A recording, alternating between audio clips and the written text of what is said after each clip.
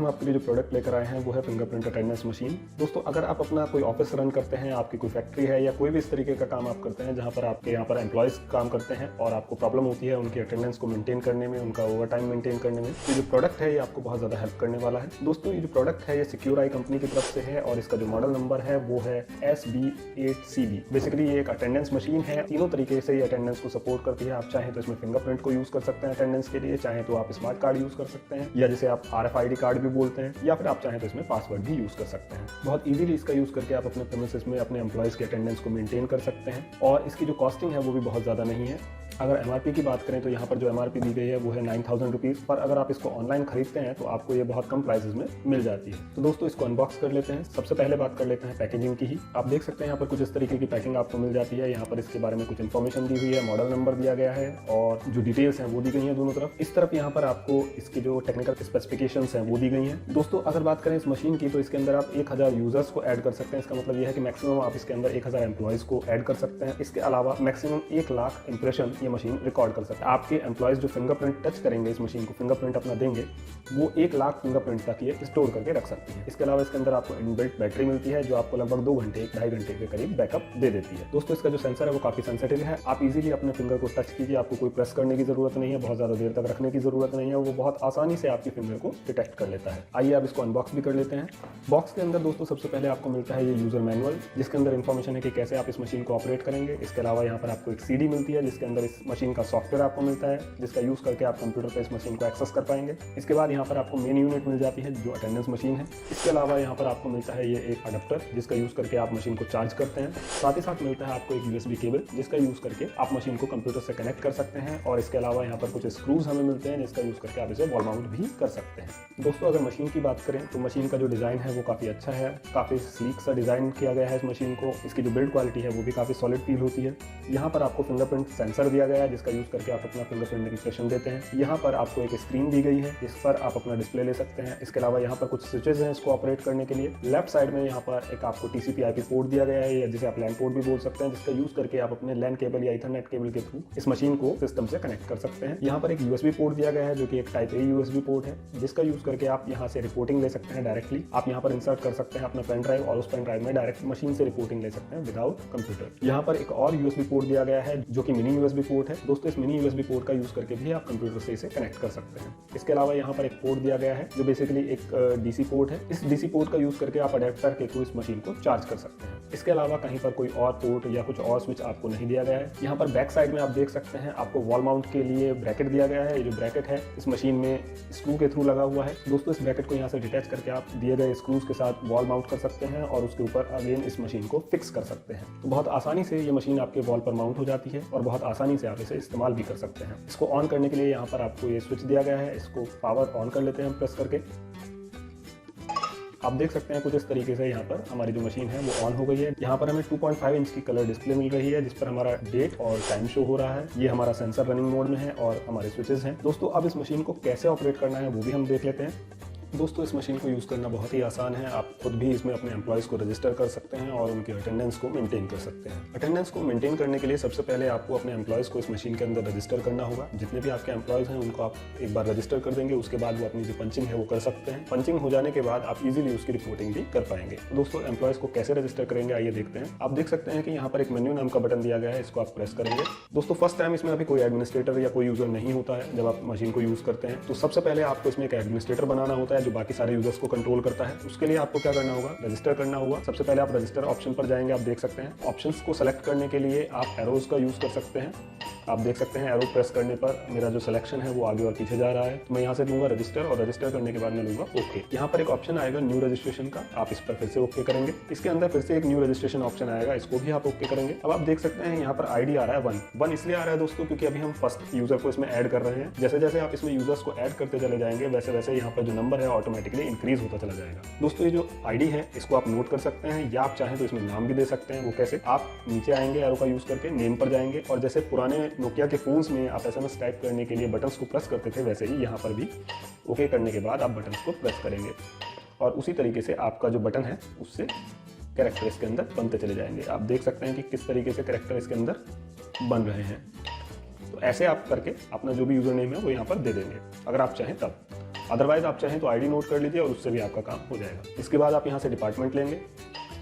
Department आपका by default department 1 होता है, अगर आप चाहें तो चेंज भी कर सकते हैं, बशर्ते वो डिपार्टमेंट आपने यहाँ पर बनाया हो। इसके बाद नेक्स्ट ऑप्शन हमें मिलेगा फिंगर का। दोस्तों ये सबसे इंपॉर्टेंट ऑप्शन है, यहाँ से ही आपको अपना जो फिंगर है यूजर का वो रजिस्टर करना है, या जो आपके एम्प्लॉयज़ हैं उनका फिंगर आपको रजिस्टर करना है। इसको आप ओके करेंगे।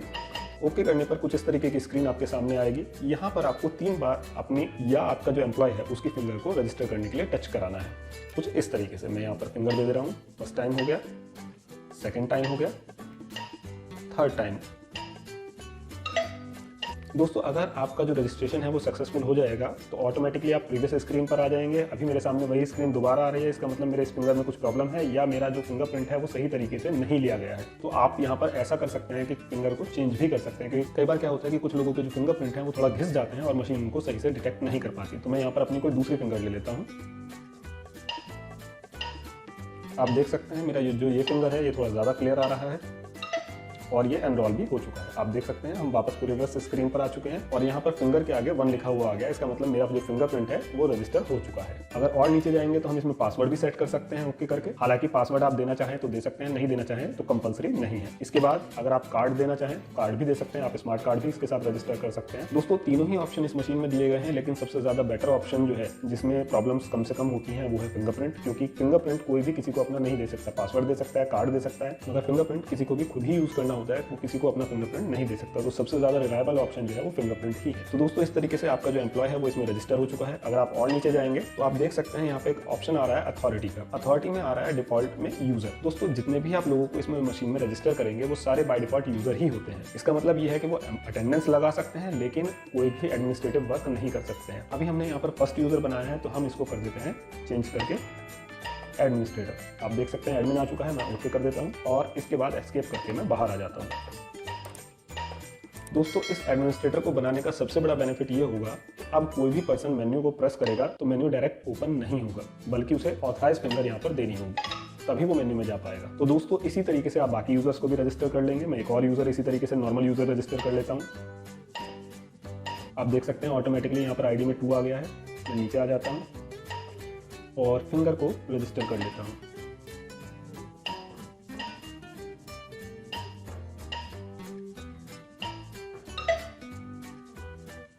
मेरा सेकंड फिंगर भी रजिस्टर हो गया है जो कि बाय डिफॉल्ट यूजर ही है।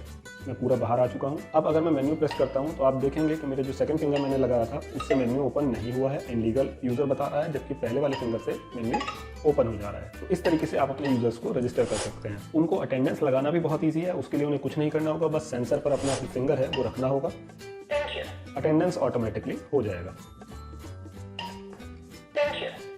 दोस्तों जब आप सेंसर पर फिंगर लगाते हैं अटेंडेंस के लिए तो आपका जो आईडी है वो ऑटोमेटिकली शो हो जाता है विद नेम। तो आप वेरीफाई भी कर सकते हैं कि आपकी अटेंडेंस सही से हो गई है या नहीं। आपकी फिंगर किसी वजह से डिटेक्ट नहीं हुई है तो आपके पास मैसेज आ जाएगा और वो ट्राई अगेन करने के लिए बोलेगा। एक एग्जांपल के तौर पे अगर मैं फिंगर लगाता हूँ तो ये आपको बोल रहा है प्रेस अगेन। दोस्तों इस तरीके से आप अपने सारे एम्प्लॉयज को रजिस्टर कर सकते हैं और उनकी अटेंडेंस भी ले सकते हैं। आइए अब देखते हैं कि इन अटेंडेंस को हम कैसे चेक करेंगे, इन्फॉर्मेशन कैसे लेंगे और डेटा कैसे रिट्रीव करेंगे, जो हमारी रिपोर्टिंग है वो हम कैसे करेंगे। दोस्तों हम मेन्यू में चलते हैं। मेन्यू में आने के बाद आप यहाँ पर देख सकते हैं एक ऑप्शन आ रहा है व्यू इन्फो का। हम व्यू इन्फो पर आएंगे। व्यू इन्फो के ऊपर आप देख सकते हैं यहाँ पर कुछ ऑप्शन आ रहे हैं, रजिस्टर्ड डेटा, फ्री स्पेस और प्रोडक्ट। मैं यहाँ से ले लेता हूँ रजिस्टर्ड डेटा। यूजर रजिस्टर आप देखेंगे 1 आ रहा है। आप देखेंगे कि मैनेजर रजिस्टर 1 आ रहा है। टोटल 2 फिंगर यहाँ पर आ रही हैं, पासवर्ड 0 है और कार्ड भी 0 है। यहाँ पर आपको टोटल इन्फॉर्मेशन मिल जाएगी कि कितने लोग रजिस्टर्ड हैं, कितने एडमिन रजिस्टर्ड हैं, कितने फिंगरप्रिंट रजिस्टर हैं और कितने पासवर्ड रजिस्टर हैं। इसके अलावा इसके नीचे एक ऑप्शन है आपका फ्री स्पेस का, जिसको आप ओके करेंगे तो आपको यहाँ पर मिल जाएगा कि अभी आप इसमें कितने यूजर्स को और ऐड कर सकते हैं, कितने पासवर्ड्स ऐड कर सकते हैं, कार्ड्स कितने ऐड कर सकते हैं और टोटल कितने इंप्रेशन अभी यहाँ पर रिकॉर्ड किए जा सकते हैं। तो इस तरीके की इन्फॉर्मेशन यहाँ पर आपको मिल जाएगी। एस्केप करने के बाद बाहर आ गया। प्रोडक्ट में आपको कोई खास इन्फॉर्मेशन नहीं मिलती, आपकी जो मशीन है उसके बारे में इन्फॉर्मेशन आपको मिल जाती है, लाइक मशीन का मैन्युफैक्चरर कौन है, प्रोडक्ट नेम, सीरियल नंबर वगैरह आपको यहाँ पर इन्फॉर्मेशन मिल जाती है। दोस्तों अटेंडेंस के बाद रिपोर्ट लेना भी बहुत आसान है। आपको अपना पेन ड्राइव यूएसबी पोर्ट में इंसर्ट करना है और ध्यान रखना है कि आपका जो यूएसबी पेन ड्राइव है वो FAT32 फॉर्मेटेड हो, NTFS नहीं होना चाहिए, अदरवाइज आपको रिपोर्ट डाउनलोड करने में प्रॉब्लम आ सकती है। मैं यहाँ पर अपना पेन ड्राइव लगा रहा हूँ। मैंने यहाँ पर अपना पेन ड्राइव इंसर्ट कर दिया है और ये जो पेन ड्राइव है 16 GB का पेन ड्राइव है, किंगस्टन कंपनी का और FAT32 फॉर्मेटेड है। अब मुझे सिंपली मेन्यू में जाना है और उसके बाद यहाँ पर यू फ्लैश ऑप्शन होगा। व्यू फ्लैश ऑप्शन के अंदर एक ऑप्शन आपको मिलेगा अटेंडेंस रिपोर्ट। इसको आपको ओके कर देना है। यहाँ पर आप देख सकते हैं डेट आ रही है, स्टार्ट डेट और एंड डेट। यहाँ से आपको फ्रॉम डेट और टू डेट सेलेक्ट करनी है, आप कहाँ से कहाँ तक का अटेंडेंस रिकॉर्ड लेना चाहते हैं। अभी मैं आज ही का अटेंडेंस रिकॉर्ड लेना चाहता हूँ, तो मैंने आज ही की डेट दोनों जगह सेलेक्ट की हुई है। मैं नीचे आ जाता हूँ और डाउनलोड पर ओके कर देता हूँ। आप देख सकते हैं कि डाउनलोड प्रोसेस शुरू हो चुका है। दोस्तों डाउनलोड प्रोसेस में कुछ समय लग सकता है, अगर कुछ समय लग रहा है तो आप परेशान ना हो।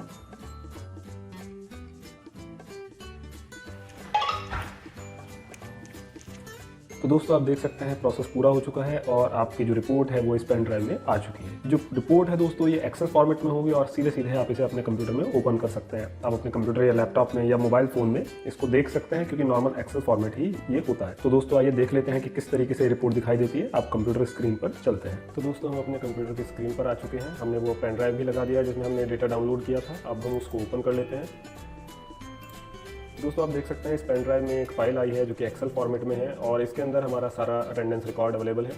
मैं इसको ओपन कर लेता हूँ। आप देख सकते हैं यहाँ पर आपके सभी यूज़र्स की लिस्ट आ जाएगी जो आपने मशीन में ऐड किए थे। अभी मैंने 2 ही यूज़र ऐड किए थे, तो वो दोनों यहाँ पर आ रहे हैं। उनकी लिस्ट आप देख सकते हैं। उनका जो बेसिक रिकॉर्ड है वो यहाँ पर आपका आ जाएगा। इसके बाद यहाँ पर एक और शीट है जिसमें हमारा लॉग आएगा। बेसिकली यहाँ पर आपको डेट शो हो जाएगी फ्रॉम और टू, आप कहाँ से कहाँ तक का अटेंडेंस रिकॉर्ड ले रहे हैं। इसके बाद यहाँ पर उस मंथ की पूरी डिटेल आ जाएगी। अभी जो हम रिकॉर्ड ले रहे हैं वो 16 तक का ही है, इसलिए सिर्फ यहाँ पर 16 तक कॉलम आ रहे हैं। अगर आप आगे का भी रिकॉर्ड लेते हैं तो आगे के भी रिकॉर्ड यहाँ पर शो हो जाएंगे। तो आप देख सकते हैं कि यहाँ पर हमारा जो लॉग है वो जनरेट हो चुका है और पूरी तरीके से यहाँ पर डिस्प्ले हो रहा है। दोस्तों इसके बाद नेक्स्ट शीट पर आपको मिल जाएगी अटेंडेंस की रिपोर्ट। यहाँ पर आप देख सकते हैं 3 ब्लॉक बने हुए हैं और हर ब्लॉक में आपका जो यूज़र है जिसको आपने ऐड किया था मशीन में उसका नाम आ रहा है, उसकी अटेंडेंस आ रही है। दोस्तों एक शीट पर यहाँ पर आपको 3 लोगों की रिपोर्ट मिल सकती है। तो अगर आपके पास 3 से ज़्यादा लोग हैं तो उसी के अकॉर्डिंग यहाँ पर नंबर ऑफ शीट्स जो है वो बढ़ती चली जाएंगी। ऐसे समझ लीजिए कि आपकी पहली शीट पर आपको पहले, दूसरे, तीसरे पर्सन की रिपोर्ट मिल जाएगी। उसके बाद आपको चौथे, पांचवें और छठे पर्सन की रिपोर्ट मिल जाएगी नेक्स्ट शीट पर। जितने भी आपके एम्प्लॉय मशीन में ऐड है उसके अकॉर्डिंग आगे चलता रहेगा। तो दोस्तों यहाँ पर आप देख सकते हैं कि एम्प्लॉय का नाम आ रहा है, एम्प्लॉय का नंबर आ रहा है, उसके नीचे उसकी जो रिपोर्ट है वो आ रही है। इस तरफ आपके डेट्स हैं और यहाँ पर आ रहा है कि वो एब्सेंट है या प्रेजेंट है। तो इसी तरीके से आपका पूरा मंथ का जो व्यू है वो यहाँ पर आपको मिल जाने वाला है। दोस्तों इस तरीके से आप बहुत आसानी से एक्सेल फॉर्मेट में अपनी जो रिपोर्ट्स हैं उनको चेक कर सकते हैं। तो आइए अब वापस मशीन पर चलते हैं। तो दोस्तों ये बेसिक वर्किंग थी इस मशीन की। कैसे आप अपने एम्प्लॉयज को रजिस्टर करेंगे, कैसे आप उनकी अटेंडेंस लेंगे, किस तरीके से उनकी रिपोर्टिंग होगी, वो मैंने आपको बता दिया। कुछ और फीचर्स मैं आपको इस मशीन के बता देता हूँ जिनको आपको यूज करने की जरूरत पड़ सकती है। दोस्तों जैसे मैंने अभी आपको बताया था कि अगर आप एम्प्लॉयज के नाम भी स्पेसिफाई करना चाहें तो यहाँ पे बटन्स का यूज करके वो भी कर सकते हैं। इसके अलावा आपके पास एक और ऑप्शन भी है। आप चाहें तो यूजर का जो डेटाबेस है उसको पेन ड्राइव में डाउनलोड कर सकते हैं और पेन ड्राइव में डाउनलोड करने के बाद आप चाहें तो उसे कंप्यूटर पर लगाकर उसमें जो भी चेंजेस करना चाहें वो कर सकते हैं। एक बार आप नाम को चेंज कर लेते हैं, उसके बाद वापस आपको पेन ड्राइव लगाना होगा अपने मशीन में और अपलोड कर लेना होगा वो डेटा को मशीन के अंदर। जब आप डेटा अपलोड कर लेंगे तो आपके जो एम्प्लॉयज के नाम है वो सीधे सीधे मशीन में शो होने लगेंगे। तो इस तरीके से आपका जो काम है वो बहुत आसान हो जाता है अगर आप नाम भी यूज करना चाहते हैं एम्प्लॉयज के। ये कैसे करना है मैं वो भी आपको दिखा देता हूँ। इसके लिए हमें अगेन मेन्यू में जाना होगा। मैं मेन्यू में चला जाता हूँ। यहाँ पर आपको जाना होगा यूडिस्क के अंदर फिर से और यहाँ पर आपको मिलेगा डाउनलोड यूजर इन्फो। इस पर आप चले जाएंगे। अगेन कुछ उसी तरीके का प्रोसेस दोबारा से शुरू हो जाएगा डाउनलोड के लिए। इसमें कुछ देर फिर से लगने वाली है। आप देख सकते हैं कि डाउनलोड पूरा हो चुका है। अब हम ये पेन ड्राइव निकाल कर लगा लेते हैं कंप्यूटर पर और आपको दिखाते हैं कि किस तरीके का डेटाबेस आपको यूजर का मिलता है जिसमें आप चेंज कर सकते हैं। तो दोस्तों एक बार फिर से हम अपने कंप्यूटर स्क्रीन पर आ चुके हैं और पेन ड्राइव हमने लगा ली है। अब हम यहाँ पर देखते हैं तो हमें एक फाइल मिलती है info.xls। बेसिकली ये भी एक्सेल की ही फाइल है और हमने जितने भी एम्प्लॉयज का डेटाबेस डाउनलोड किया था वो आपको यहाँ पर मिलने वाला है। तो इसको ओपन कर लेते हैं। दोस्तों आप देख सकते हैं हमने यहाँ पर शीट को ओपन कर लिया है। अभी आपको यहाँ पर 2 वर्कशीट मिलती हैं, एक है टाइम और दूसरी है शिफ्ट। दोस्तों यहाँ पर जो टाइमिंग वाली शीट है इसमें आप टाइम टेबल दे सकते हैं कि बेसिकली आपकी जो एम्प्लॉयज की शिफ्ट है वो किस समय से किस समय तक चलेगी वो आप यहाँ पर दे सकते हैं। अगर आपकी मॉर्निंग शिफ्ट है उसको आप यहाँ पर डिक्लेयर कर सकते हैं। ऐसे समझ लीजिए कि आप बिफोर लंच देना चाहते हैं वो ये हो गया, इन टाइम आउट टाइम। इसी तरीके से आफ्टर लंच हो गया। और दोस्तों अगर आपके यहाँ पर एम्प्लॉयज ओवर टाइम करते हैं तो उसके लिए भी यहाँ पर आप स्पेसिफाई कर सकते हैं टाइमिंग कि ओवर टाइमिंग की टाइमिंग क्या रहने वाली है। दोस्तों दूसरी शीट है शिफ्ट और इसमें आपको सारे एम्प्लॉयज के जो नाम है वो मिल जाते हैं। आप देख सकते हैं यहाँ पर अभी हमने 2 एम्प्लॉयज बनाए थे तो 1 और 2 नंबर आ रहे हैं उनके। आप उनके नंबर के आगे उनका जो नाम है वो स्पेसिफाई कर सकते हैं। आप जो भी नाम देना चाहें वो दे सकते हैं। दोस्तों आपके सभी एम्प्लॉयज की लिस्ट यहाँ पर आ जाएगी और इसी तरीके से फर्दर आप नंबर देकर यहाँ पर उनके नाम को स्पेसिफाई कर सकते हैं। आपको यहाँ पर नंबर देना है, नाम देना है, डिपार्टमेंट अगर आपका चेंज किया आपने तो वो देना है। अगर डिफॉल्ट डिपार्टमेंट ही आपका चल रहा है तब कोई प्रॉब्लम नहीं है, और शिफ्ट में आपको 1 दे देना है। इस तरीके से जो भी एम्प्लॉयज आपके हैं उनकी लिस्ट आप यहाँ पर तैयार कर लेंगे और इसको सेव कर लेंगे। एक बार सेव कर लेंगे उसके बाद हम इस लिस्ट को ले जाकर वापस मशीन में अपलोड कर देंगे। दोस्तों हमने अपनी लिस्ट तैयार कर लिया, जो भी हमें नाम अपडेट करने थे वो हमने अपडेट कर लिए हैं। अब हम चलते हैं वापस मशीन पर और इसको अपलोड करते हैं। तो दोस्तों हमने कंप्यूटर पर जो यूजर डेटाबेस है उसको चेंज कर दिया है और चेंज करने के बाद वापस पेन ड्राइव को लगा दिया है मशीन में। अब हम इसको वापस अपलोड करेंगे। अपलोड करने के लिए हमें जाना होगा मेन्यू में, और मेन्यू में जाने के बाद अगेन हमें जाना होगा यू फ्लैश में, और यहाँ पर हमें मिलेगा ऑप्शन अपलोड यूजर इन्फो। इस पर आपको जाकर ओके कर देना है। आपकी जो पेन ड्राइव है वहां से डेटाबेस ऑटोमेटिकली उठा लिया जाएगा और अपलोड कर दिया जाएगा मशीन के अंदर। आप देख सकते हैं मशीन के अंदर डेटा अपलोड हो चुका है। अब हम बाहर आ जाते हैं, एस्केप करते हैं।